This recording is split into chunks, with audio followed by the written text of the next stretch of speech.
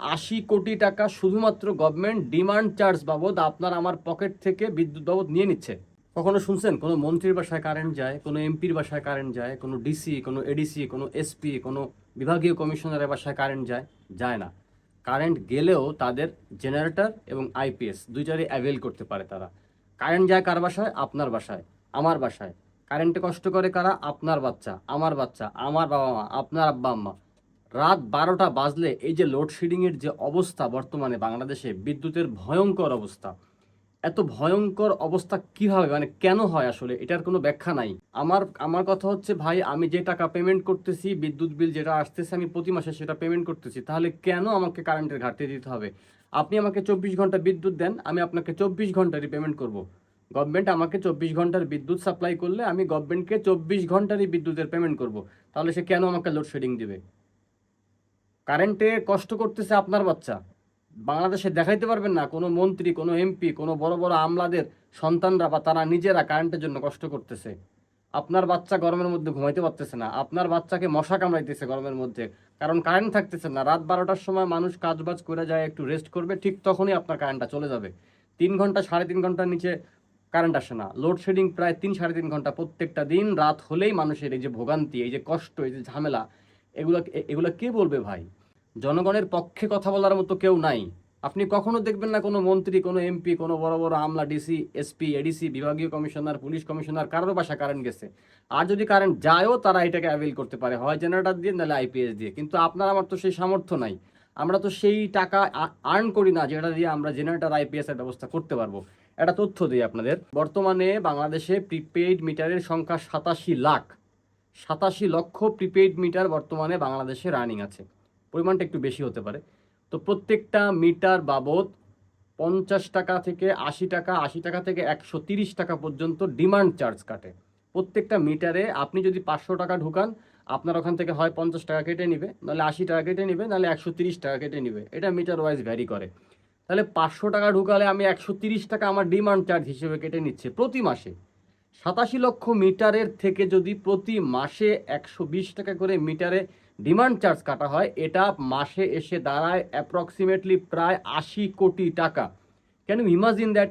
80 কোটি টাকা শুধুমাত্র গভর্নমেন্ট ডিমান্ড চার্জ বাবদ আপনার আমার পকেট থেকে বিদ্যুৎ বাবদ নিয়ে নিচ্ছে, টোটালি নিয়ে নিচ্ছে। একটা মিটার কিনতে যদি 5,000 টাকা লাগে, তাহলে সেটা আপনি আমার কাছ থেকে একবারে নিয়ে নেন। আপনি কনজিউমারের কাছ থেকে 5,000 টাকা একবারে নিয়ে নেন, যে আপনার মিটার বাবদ 5,000 টাকা আমরা নিয়ে নিলাম। এরপরে মিটারটা দিয়ে দেন তাকে। আবার তাহলে ডিমান্ড চার্জ কিসের? Why, what is this? এটা কোন ধরনের চার্জ? সাধারণ মানুষের পক্ষে আসলে কথা বলার কেউ নাই। প্রত্যেকটা সরকারি ক্ষমতায় আসবে আর বলবে আমরা জনগণের সরকার, আমরা জনগণের সরকার। কিন্তু আসলে বাংলাদেশে বিএনপি বলেন, আওয়ামী লীগ বলেন, জামাত বলেন, যেই বলেন, কোনো সরকারই জনগণের সরকার না। এটা আমি স্ট্রেটলি বললাম, তাতে আমার যা হয় হবে। কোনো সরকারই জনগণের সরকার না। জনগণের সরকার হইলে জনগণের কথা আগে চিন্তা করতো। প্রত্যেকটা সরকার চিন্তা করে তাদের নিজেদেরকে নিয়ে, তাদের নিজেদের ব্যবস্থা নিয়ে, তাদের নিজেদের পকেট ভরা নিয়ে। আপনি দেখেন বাংলাদেশে কোন মন্ত্রীর, কোন এমপির, কোন বড় বড় নেতাদের ছেলেমেয়েরা বাংলাদেশে লেখাপড়া করে? একটা ছেলেমেয়েরাও বাংলাদেশে লেখাপড়া করে না, সব বিদেশে লেখাপড়া করে। চিকিৎসা করাতে যান, চিকিৎসা সেক্টরে দেখেন সব বিদেশ দিয়ে চিকিৎসা করায়। আমরা কি গরু ছাগল? বাংলাদেশের জনসাধারণ কি গরু ছাগল যে আমরা বাংলাদেশে চিকিৎসা করাবো?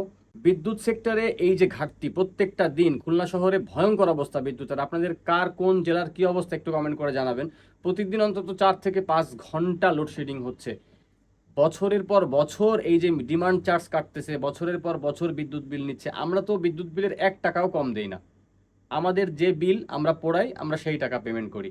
তাহলে আমরা 24 ঘন্টা বিদ্যুৎ চাই, আমাদের 24 ঘন্টা বিদ্যুৎ দেন, আমরা 24 ঘন্টাই বিদ্যুতের পেমেন্ট করে দিব। আমরা কোনো টাকা বাকি রাখবো না। আর এখন তো বাকি রাখার সিস্টেমও নাই, প্রিপেইড করতে হয়, আগে টাকা পরিশোধ করতে হয়, দেন বিদ্যুৎ ইউজ করতে হয়। তাহলে আপনার এই সিস্টেমটা কেন, আমাকে কেন লোডশেডিং দিচ্ছেন?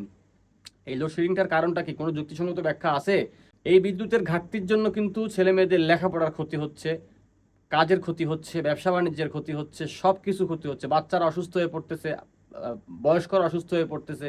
কিন্তু এই বিদ্যুতের কষ্ট কি বাংলাদেশের কোনো মন্ত্রী, কোনো নেতা, কোনো বড় বড় আমলারা কি এটা ভোগ করতেছে? করতেছে না ভাই, করতেছেন আপনি আর আমি। আমরা এই যে সাধারণ জনসাধারণ আছি, এই বিদ্যুতের এই লোডশেডিংয়ের কারণে ক্ষতিগ্রস্ত কিন্তু আমরাই হচ্ছি, আর কিন্তু কেউ ক্ষতিগ্রস্ত হচ্ছে না। কাজেই আমার ভিডিও, আমি আবারও বলতেছি ভাই, হাত জোর করে বলতেছি, আমার ভিডিও যদি ভালো না লাগে স্কিপ করে যাবেন। আমি যে কথাবার্তাগুলো বলি এগুলো একান্তই আমার ব্যক্তিগত মতামত, সম্পূর্ণ আমার নিজের মতামত প্রকাশ করি।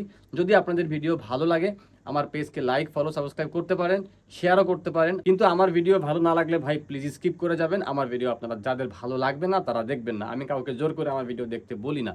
আমি শুধুমাত্র জনগণের কথাগুলো বলতে চাই, মানুষের কথা বলতে চাই, জনসাধারণ আমরা যে ভোগান্তিগুলো ভুগি এই কথাগুলাই আমার এই চ্যানেল, আমার এই পেজের মাধ্যমে এখন থেকে তুলে ধরার চেষ্টা করব। তো বিদ্যুৎ সেক্টরে আরও উন্নত হোক, আমরা সবাই জনসাধারণের একটাই চাওয়া যে আমাদের প্রপার বিদ্যুৎ যেন আমরা পাই। আমরা বাচ্চাদের সুস্বাস্থ্য কামনা করি, বাচ্চাদের ভালো লেখাপড়া করতে পারে, সব কিছু যেন ঠিকঠাক চলে। বিদ্যুতের সাথে অনেক কিছু রিলেটেড সে অনুরোধ থাকবে, বিদ্যুৎ ঘাটতিটা যেন আমাদের পূরণ করা হয় এবং এই বিদ্যুতের এই ঘাটতি যেন না থাকে, সব কিছু যেন ঠিকঠাক থাকে। তো ধন্যবাদ সবাইকে, আজকে এতটুকুই। ভালো থাকবেন সবাই, ভালো লাগলে পেজটিকে লাইক, ফলো, সাবস্ক্রাইব করতে পারেন। আসসালামু আলাইকুম।